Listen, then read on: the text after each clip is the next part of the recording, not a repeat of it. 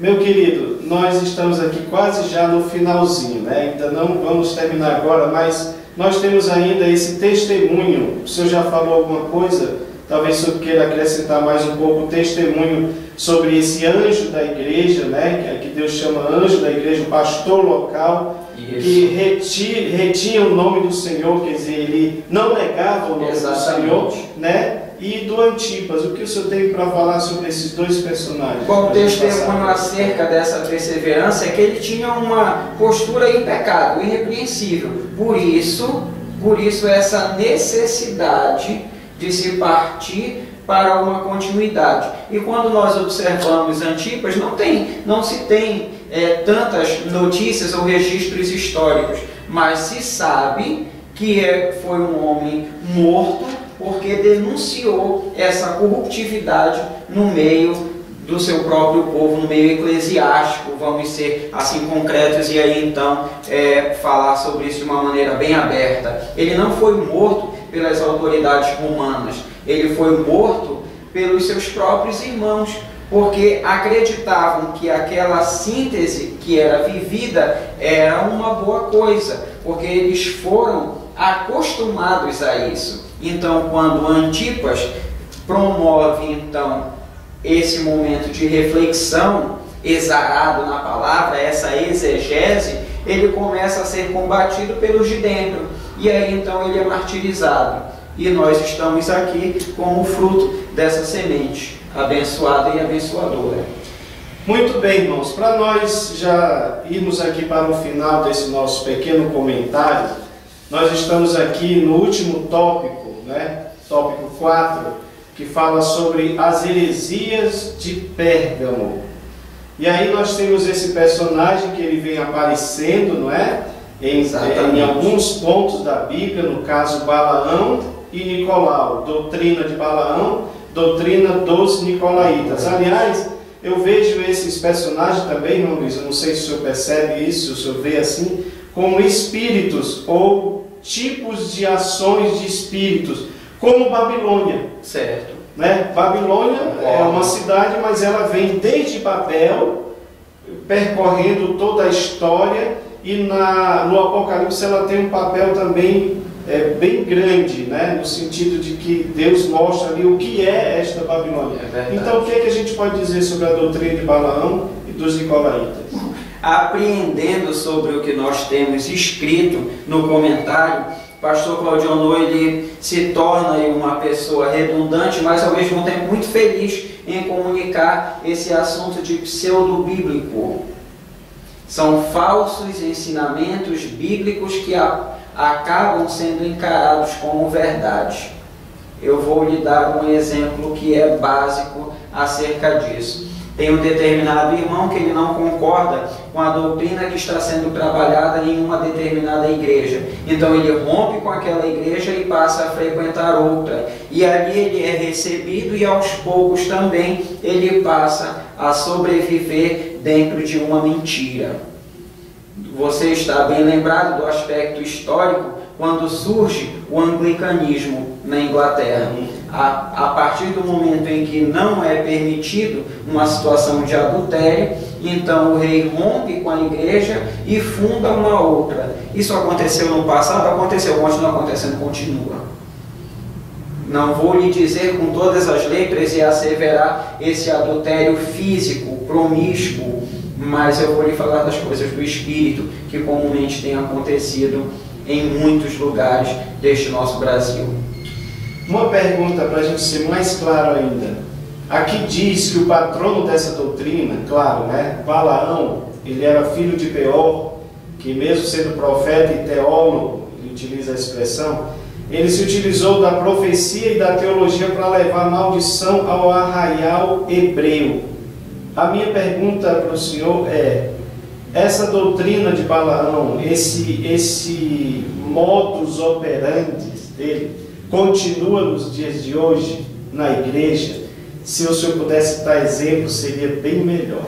O senhor está provocando uma discussão da lição anterior, onde nós trabalhamos a teologia da prosperidade, onde muitos têm sido enganados, ludibriados acerca de uma prática errônea que é feita. foi realizado na Antiguidade, toda a Idade Média passou por esse tipo de problema, e na nossa idade dita pós-moderna nós continuamos convivendo com isso, onde há uma mercadologia das bênçãos, onde aquilo que é espiritual passa a ser trocado por aquilo que é material, enquanto que você tem uma simonia trabalhada e adequada à igreja. O que é isso, irmão Luiz Carlos? O irmão que acaba vendendo o pedaço da cruz que encontrou lá em Jerusalém. Eu compro e levo para minha casa, e aquele amuleto ele serve de bênção para a minha família. Relíquias, né, que a igreja exatamente. Isso a gente sabe que de alguma forma traz esse aspecto de venalidade, ou seja, as vendas dos materiais ditos relíquias, os artigos que são sagrados, para que haja o desenvolvimento de uma certa cultura de poder aquisitivo dentro da igreja. Mas, notoriamente, nós temos acompanhado aquilo que é notícia no Brasil inteiro, falando da compra de bens para umas pessoas relacionado à própria igreja. Isso, quando você observa ao longo da história, você verifica que quando a igreja ela ganhou o poder material, ela perdeu o poder espiritual. Isso aconteceu há uns anos atrás, na dita Idade Média, e agora ela ressurge em um meio muito conturbado, saindo inclusive nas manchetes das principais revistas de circulação nacional, como escândalos das igrejas neopentecostais. Muito bem. Para nós finalizarmos aqui, temos ainda a doutrina dos nicolaítas. Irmão Luiz, tem alguns que dizem que esses dois personagens são muito parecidos, a maneira deles agir, que até alguns dizem que seria quase os mesmos, né? Só com nomes diferentes. Verdade. Né? E mas infelizmente é trágico por causa disso. E a gente vê essa história ela se repetindo. Pois é, o que o senhor diria ainda para acrescentar sobre a questão dos nicolaítas? Aos nicolaítas nós temos principalmente a introdução dos ídolos, ou essa repaganização, através da introdução dos ídolos dentro dos moldes, dentro dos templos cristãos.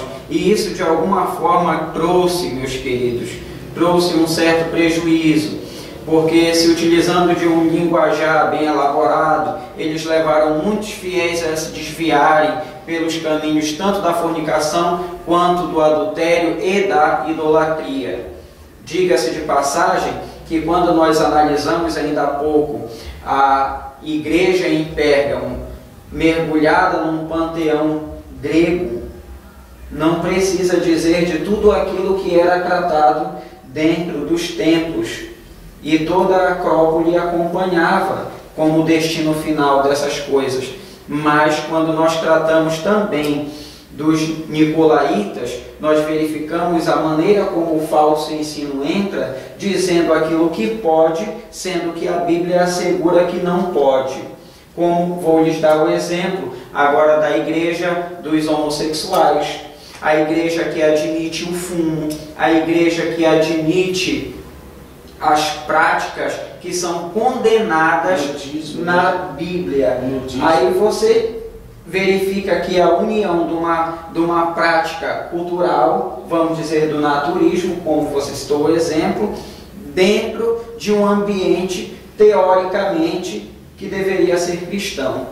Muito bem, irmãos, agora para nós encerrarmos, a advertência que Jesus dá, e eu vou comentar uma parte, o irmão Luiz conclui nessa parte, que ele diz assim, olha, Jesus dizendo: quem tem ouvidos, ouça o que o Espírito diz às igrejas. Ao que vencer, darei eu a comer do maná escondido, e dar-lhe uma pedra branca, e na pedra um novo nome escrito, o qual ninguém conhece senão aquele que o recebe.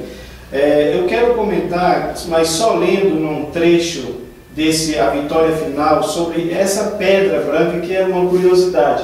Se o senhor quiser comentar sobre ela, mas a parte do maná eu queria que o senhor comentasse. Ele diz aqui que ao invés de sermos atraídos pela imoralidade, concupiscência e desejo mundano, e por eles termos de pagar alto preço, né, miremos a pedra branca, que seria a pedra do perdão e a da absolvição. Naqueles dias, uma pedrinha era usada nos tribunais para indicar a ausência de culpa, ou seja, nossos pecados já foram apagados, né, fomos lavados, né, justos, como se nunca tivesse cometido pecado. O que o senhor tem a dizer sobre isso e sobre o maná escondido? Bom, eu louvo a Deus por causa da orientação que é feita hoje na Igreja Assembleia de Deus no campo da Cidade Nova, onde nós não temos uma coxa de retalhos, mas nós temos então a doutrina sendo trabalhada de maneira saudável e através dessa forma de encarar o mundo acerca de uma cosmovisão que não é atrelada àquilo que se tem culturalmente, mas é a formação do crente que é cidadão do céu ficar, então que é possível realizar este trabalho desta forma, onde nós verificaremos esse maná enquanto algo que seja para a honra e a glória do nome do Senhor, dignificando a vida do crente e não fazendo com que seja instrumento de sua própria destruição. Irmão Luiz, ainda instigando só um pouquinho mais para a gente encerrarmos mesmo, esse maná escondido, porque muitas vezes nós vemos muitas figuras no Apocalipse, né? E as pessoas às vezes querem saber se é um maná, se é algum tipo de comida. Para mim, eu vejo essa comida com o próprio gozo de estar com Cristo, de estar com Ele, de se beneficiar de tudo que Ele tem para nos dar. Não sei se acharmos lá, se quando estivermos lá tiver uma comida, graças a Deus por isso, mas eu vejo isso como igual a coroa da vida, quer dizer, nós não vamos andar com uma coroa em cima, mas é a vida espiritual que nós vamos ter lá. O senhor pensa assim ou tem algum pensamento diferente? Não, eu acredito que essa questão do sustentar, da alimentação, daquilo que vai fazer com que você tenha a condição de não só viver, mas viver a plenitude. Muito bem. Amados, nós encerramos aqui o irmão Luiz com as palavras finais e seus agradecimentos. Eu quero, em primeiro lugar, agradecer a Deus pela oportunidade de estar com cada um dos irmãos.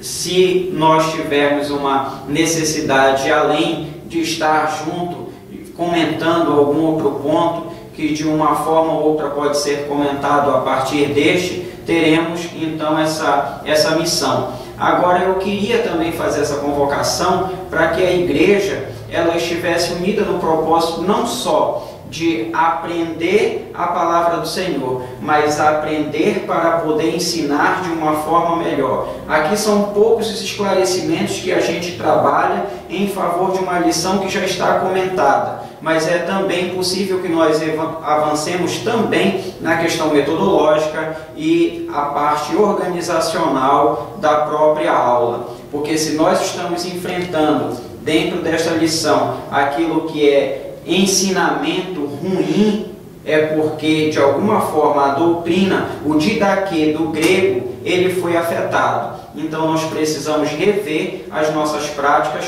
para então avançar no sentido de ter uma igreja saudável, crescendo em conjunto, harmonia e principalmente no coletivo. Muito bem, que o Senhor nos abençoe. Até a próxima, em nome de Jesus.